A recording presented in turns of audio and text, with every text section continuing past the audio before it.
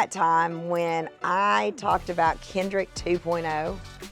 About, you know, the woman who takes radically good care of herself and over delivers for her customers even more because she takes this amazing care of herself. The woman who had neurosurgery and was going to come back as Kendrick 2.0. Well, Kendrick 2.0 cannot come to YouTube right now. Why? Because she's dead. So thank you so much to those of you from the ASU crew who have emailed in to check, who have emailed in to say, hey, where's Kendrick 2.0? You know, you were back and then you disappeared. Post surgery, I have had so much of start, stop, and it literally feels like start, stop. 2 steps forward, 3 steps back. But look at my neck go, y'all. Post neurosurgery. Yeah. So start, stop. And not just here at work, but I'm literally looking at 2 pieces of furniture that I tried to paint, and they're not even halfway done. There's a red table with like a slab of green paint down it. And y'all, I don't paint. So there's been this season, I feel like it is shedding my skin. I feel like I am just shedding. And as I am doing that, there are 3 things that I've been thinking about a lot.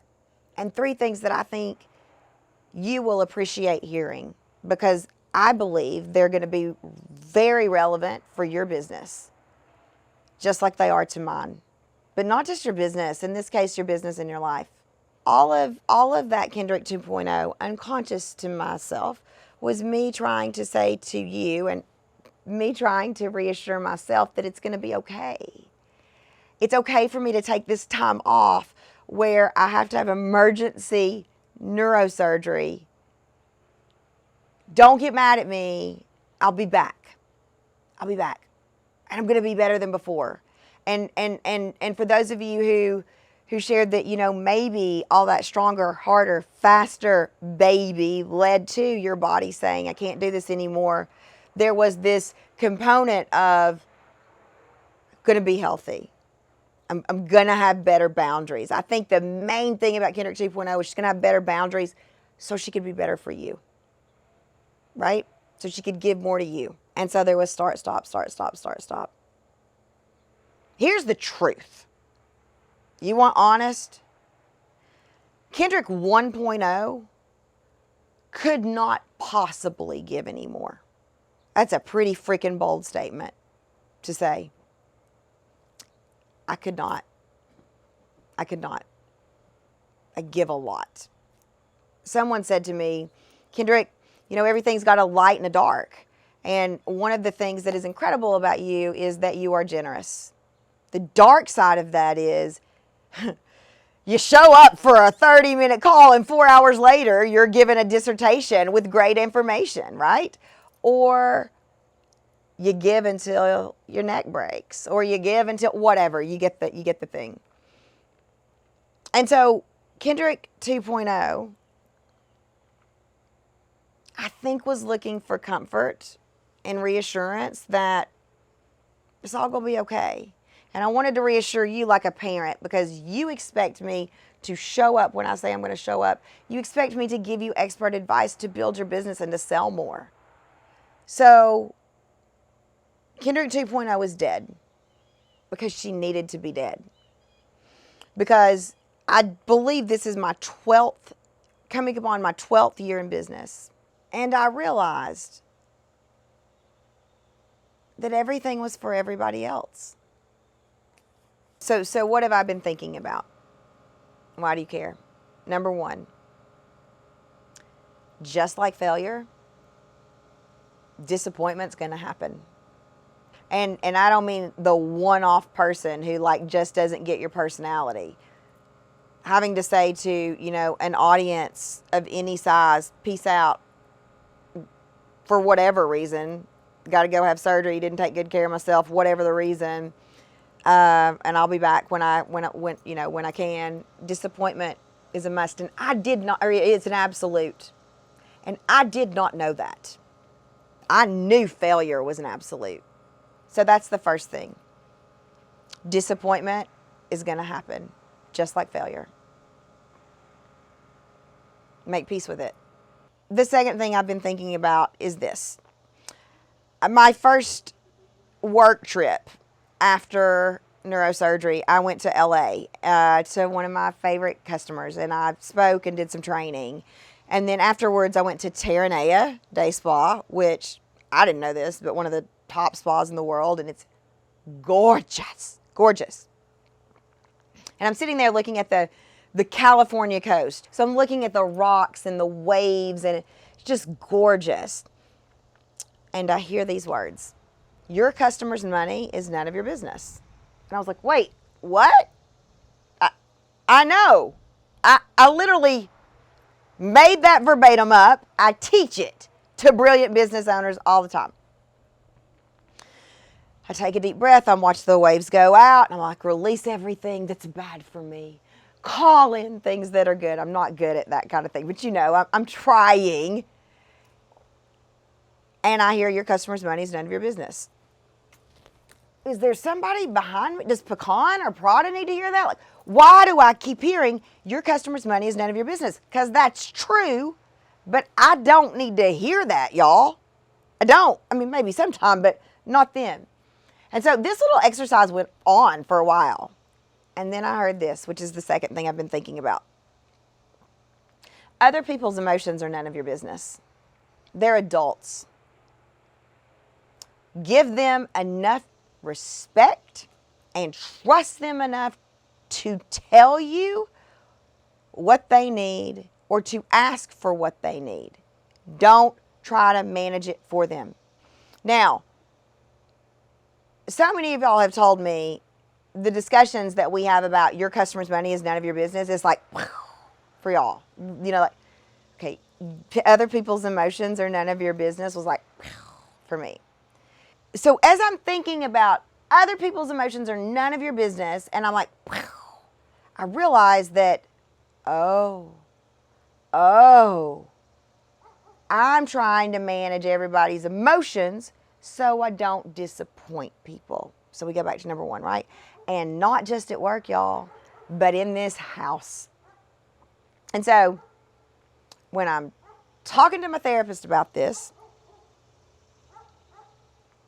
she said to me, okay, if this is true, if other people's emotions are none of your business and you really believe that, the energy around you is going to shake the frick up because you're going to start advocating for yourself in a way you haven't done. And I will tell you, it has shaken the frick out of my life and my business. The third thing that I've been thinking about is the question my therapist asked me afterwards. After we had this conversation where I go in and I'm like, I get it, I get it, I get it, I get it. And she's like, but do you? And so she sort of took me through this scenario. So I'm going to take you through this made up scenario. She said, all right, Kendrick, let's say you're looking at your phone and you rear end somebody when you're driving. Whose fault is that? Mine. It's me. I'm the problem. It's me.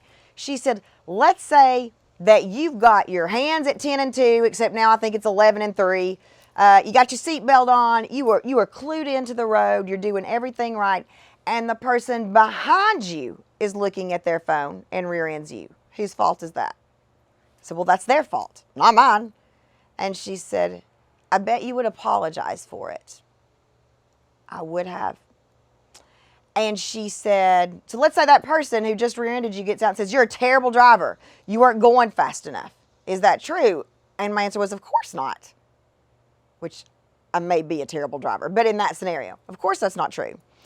And she said, just because somebody says it doesn't mean it's true, right?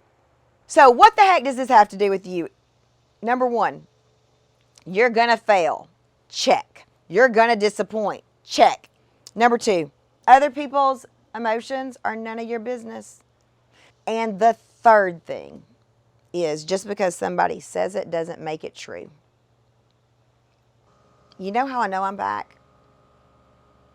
Because at Terranea, when I got to other people's opinions are none of your business, I literally felt this in my body. Just this was like an anchor dropping. It is truth for me. It's the way I feel when I look at my family. It's just, whew, this is true. My whole world is steady. My whole world is built around it. And I know that Kendrick 2.0 is dead because she needs to be. But Kendrick 2.0 needed to be created to help me get here. And so the final thing is, this can feel, Kendrick 2.0 is dead can feel like a real inauthentic message because, hell, we just created her. So I want to thank you for the space to figure all this out online because it's messy. And I'm going to ask you, are you ready for realer than real conversations? Are you ready? Because I'm ready. Are you ready to talk about the things that I was too scared to talk about before? Yeah, I was a little scared to talk about some of this stuff. Are you ready for someone who cannot wait to be generous with you in your business and cannot wait to see you succeed? If you're ready for that, you're in the right place. If you're ready for facts that are proven to find customers and close customers, you're in the right place. And if you're ready for like a fireside chat for our history buffs out there, we got to have a name for that. You're in the right place. Because at the end of the day, I considered quitting pretty significantly.